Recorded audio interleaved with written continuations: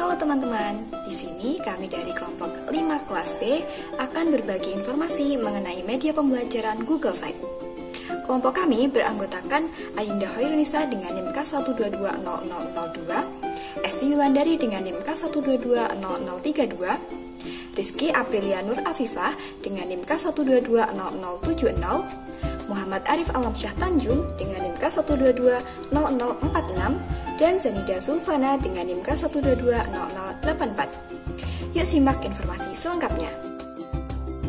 Jadi, apa itu Google Site? Google Site adalah sebuah website pribadi ataupun profesional yang tidak dipungut biaya apapun atau bersifat gratis. Menurut Harsanto pada tahun 2012, Google Site adalah salah satu produk dari Google yang berfungsi sebagai tools untuk membuat situs. Pengguna dapat memanfaatkan Google Site karena Google Site mudah dibuat serta dikelola bahkan oleh pengguna awam sekalipun. Lalu, apa saja yang bisa dilakukan pada Google Site? Google Site memiliki beberapa fitur yang bisa kita akses, di antaranya yang pertama, fitur kostumasi site. Fitur ini memungkinkan laman dapat diatur dengan tampilan yang kita sukai.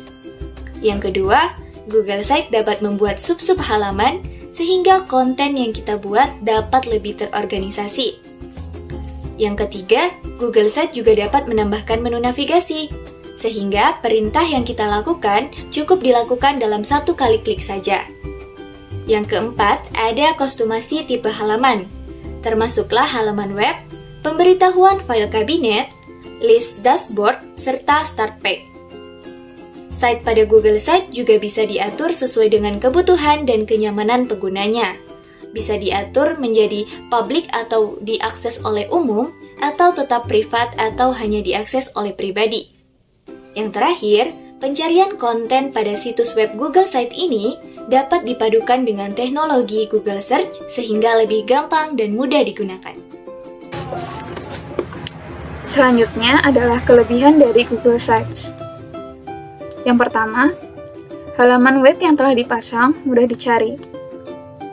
Google Sites disimpan pada domain google.com sehingga mesin pencari mudah mengindeks halaman-halaman web yang telah kita pasang. Yang kedua, dapat diakses dengan banyak perangkat. Google Sites dapat diakses menggunakan banyak gadget yang disediakan oleh Google maupun pihak luar Google. Yang ketiga, semua fungsi bisa digunakan dengan mudah. Fungsi-fungsi yang ada seperti Analytics, Webmaster Tools, dan AdSense dapat digunakan dengan mudah. Kita hanya perlu mengcopy-paste kode yang sudah disediakan. Yang keempat, menyediakan banyak informasi.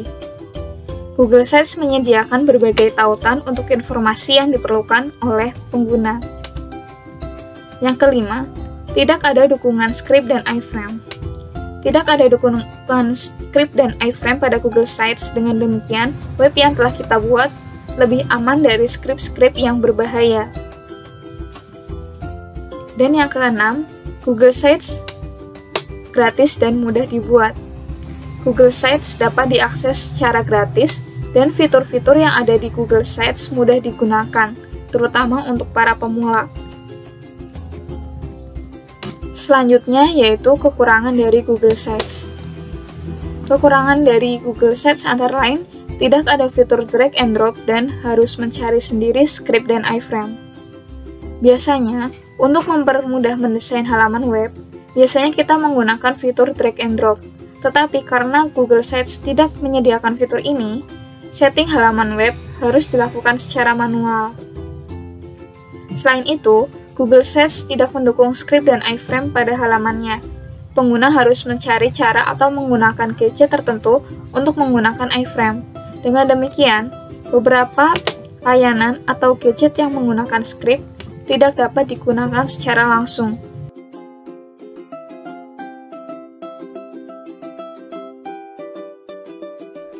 Langkah yang dapat teman-teman lakukan untuk memulai menggunakan Google Sites adalah dengan membuka Google Drive dan klik ikon titik 3 di pojok kanan atas.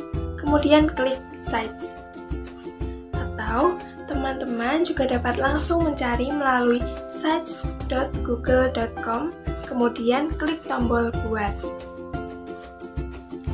Di sini, teman-teman dapat memanfaatkan fitur sisipkan, halaman, dan juga tema. Teman-teman dapat menyisipkan gambar, kotak teks, dokumen, diagram, dan masih banyak lagi. Teman-teman juga dapat memilih tema sesuai dengan pilihan yang tersedia.